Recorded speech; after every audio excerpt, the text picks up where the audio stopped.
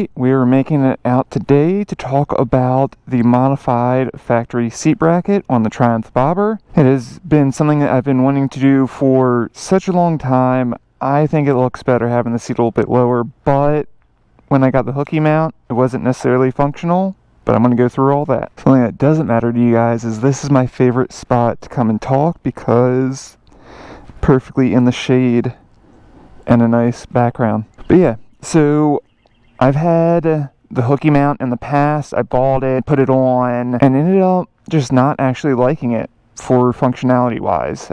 Yes, I think it looked good with the statement saddle from Triumph. Don't think it actually went together well. When I did order the Hookie one though, they told me that they highly recommended me getting their seat, and I completely understand why. This one's just a little bit big and actually too long for that bracket, and it is quite slick. So my biggest thing is when I would get on the throttle, just felt like I was going to slide right off the back, which I have now been on this one.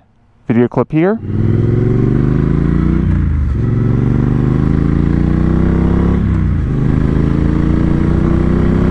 And I did not move one bit. I think it sits perfect. Done a terrible job documenting all the measurements from last time. I watched my Hookie video install and realized that I put the measurements in the difference, not the actual measurements that I took from the ground, and I don't know where they are. As you guys can see here, the bolt is tilted a little bit, so I just backed this out a little bit, sat this up and dropped it, and basically my guesstimate is this has dropped it about 12 to 15 millimeters, give or take, for everyone in the US, half inch. I didn't take the measurements before and after because I actually did not think that this was going to work. This seat bracket is aluminum, and when I was filing it down and cutting it, I thought it was actually going to crack at this one seam. So far, it hasn't. I've only done about 8 miles on it, but I really like it. Hasn't cracked yet. And also, disclaimer, I don't know if this is going to crack in the future,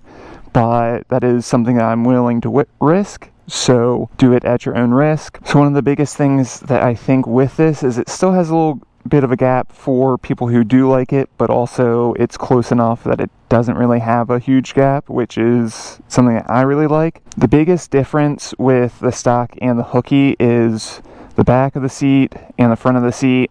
Also, all this is with a statement, but the back and the front of the seat is pretty much even. The back sits a hair lower. With the seat bracket not modified, the back of the seat's a good amount up, as well as with a Hookie one, you can see in this picture that it is quite low in the back, and back here is almost flat, which is why it just was not working for me. So one thing that I really like about doing the factory one over the Hookie one is you have some more material right here.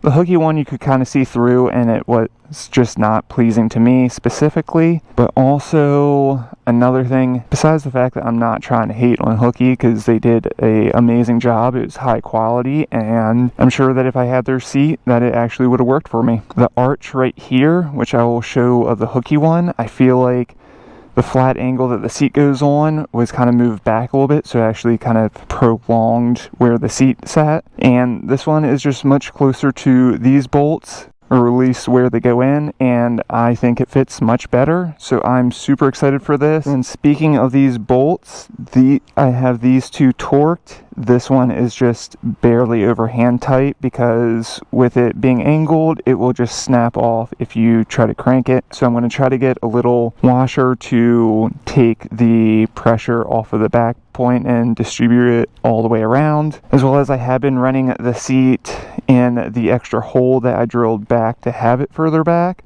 But with how it sits right now, it is in the stock slot, but slammed all the way back. One thing I may be doing in the future is cutting this little bit off. Not that this will necessarily hit, but I don't know. Looking at it from the side, I kind of think it would look better not having this piece, so I'll probably do that, as well as, I don't know, I don't expect this to hit. It's much more than when it hit on the Hookie one, which is another issue that I had.